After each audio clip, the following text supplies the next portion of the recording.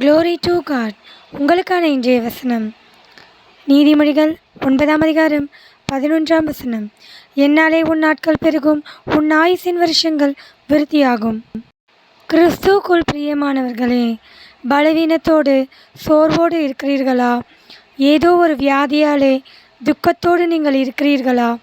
கர்த்தர் வசனத்தின் மூலம் உங்களோடு பேசுகிறார். உங்கள் வியாதியின் நிமித்தம் நீங்கள் போராட்டத்திலே அகப்பட்டு, நான் இன்னும் எத்தனை நாட்கள் இருப்பேனோ என்றெல்லாம் சிந்தித்து கொண்டிருக்கிறீர்களா? கர்த்தர் உங்களோடு தான் பேசுகிறார். உங்கள் நாட்கள் பெருகும், உங்கள் ஆயுசின் வருஷங்கள் விருத்தியாகும். கர்த்தர் உங்களை வியாதியிலிருந்தும் போராட்டங்களிலிருந்தும் விடுதலையாக்கி உங்கள் நாட்களை பெருக பண்ண போகிறார்.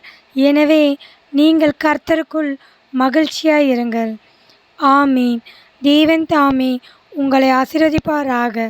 ஆமீன்.